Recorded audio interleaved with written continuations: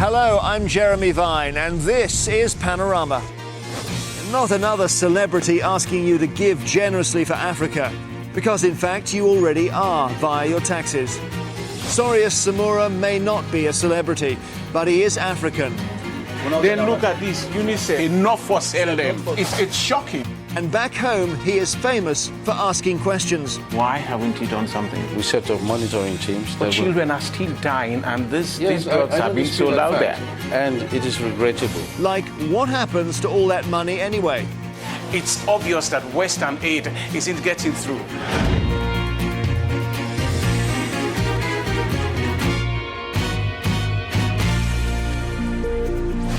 In the last 50 years, we in the West have poured more than £400 billion of taxpayers' money into aid in Africa.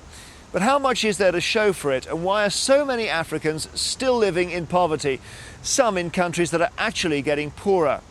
Sorius Samura now asks whether we might have got it all wrong. Instead of being distracted by arguments about how much money to give, perhaps we should focus on where the cash is actually ending up.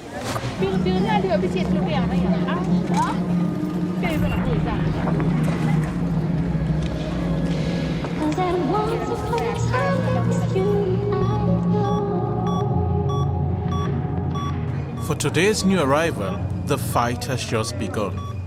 Joseph, like his mother, is HIV positive.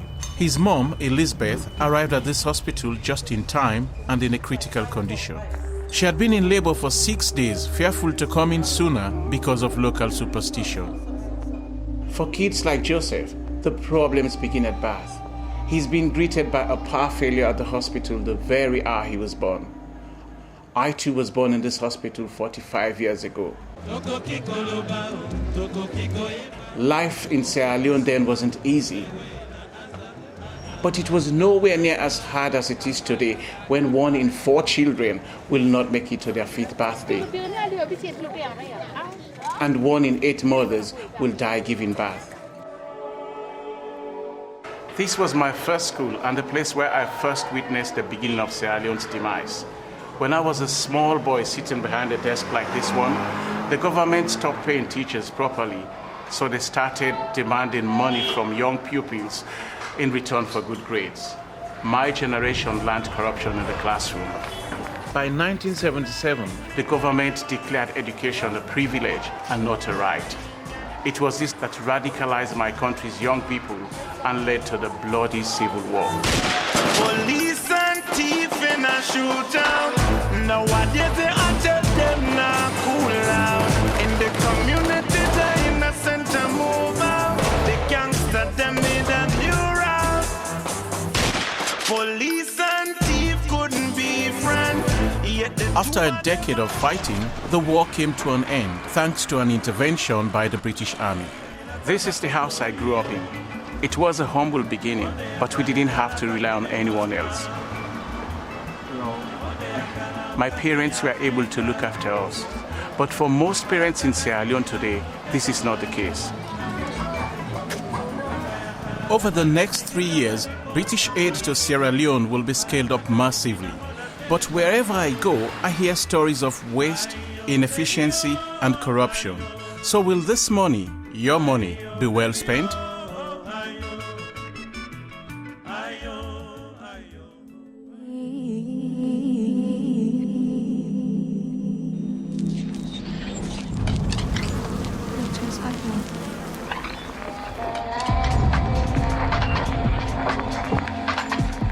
Over the last 50 years, millions of Africans have been lifted out of poverty. Foreign aid has worked for them by helping developing economies to grow, but little has changed for the poorest Africans. Precisely the people Western taxpayers want their money to help. All too often, the $8 don't make it through to them. I'm heading for Uganda. Western donors say it's the success story of development aid in Africa. Northern Uganda suffered a long and savage civil war of its own. People here lost everything. The lucky ones that survived ended up with no way to feed themselves. So aid agencies encourage communities to form. And that's how the beekeepers got started. Recently, a World Bank-funded organization granted them money to start a brick-making project. What happened? The money has been stolen. It did not reach the community. How is it possible to steal money that is meant for a specific community? Yeah, the money was stolen through these people working in the office of the NUSAP. They used different people to withdraw the money from our account. So not a penny reached the beekeepers, and then another application was made for another grant in the villager's name. I am seated here under the village tree where the beekeepers come from. Jeffrey, can you ask these people for me if they ever applied for any money on behalf of this community? Yes, I will do.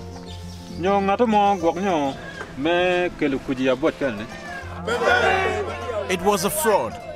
They've been ripped off a second time. Yeah, they said no. How do they feel that money that was meant for them was stolen by some other people? As I know from my own experience, broken promises often lead to conflict. Inside here is a rarity in Africa. A local leader alleged to have stolen aid money destined for the poor is behind bars. In fact, it's the very USAF official the beekeepers claim to have stolen the money that was meant for their community. What were you charged for? I was charged with embezzlement and abuse of office. I don't think I will ever be found guilty. At the moment, I would say that it is simple for somebody to manipulate the system. And is that what you have done? No. This prosecution is for a relatively small amount of money, but the bee case in Uganda involves 3 former health ministers and tens of millions of aid dollars that have gone missing. The investigation into the alleged embezzlement has dragged on for 3 years without a conviction. When the Swiss-based Global Fund discovered its money was missing, it turned the fund in tap off. Thousands lost their life-saving drugs. People died, often in agony, before it was restored. Mike Mukula, the state minister of health at the time, was one of those charged. He strenuously denies any wrongdoing. What price do you think African people pay when African leaders steal money? The price that the ordinary person, the ordinary citizen in Africa pays as a result of corruption in the African continent is heavy. What sort of impact did the Global Fund's decision have on you and your family? When Global Fund stopped supplying medication, my father went 4 months without medication, and as a result, he died. How do you feel about those who lost family members because of the Global Fund suspension? What would you say to them? I'm very sorry.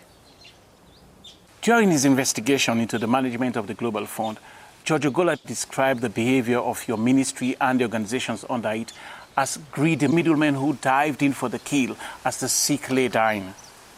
Do you think that's a fair characterization?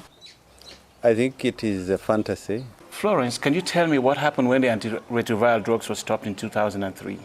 I felt that my life was coming to an end. There was no medication for me, so I was really devastated. I watched my family fall apart. The pain I experienced was unbearable. I am so happy that I can now sit in front of you and keep my head high and not look down in shame, because I am happy that I stand out tall as one of the clean and transparent leaders in the African continent. You now also stand accused of embezzling $1.6 million from the Global Fund for vaccines and immunization. What's happening now? There is a tendency sometimes for people to sort out their political differences by bringing in certain accusations. And to a large extent, being a sacrificial lamb is always part of politics. Are you covering up for someone else? No comment.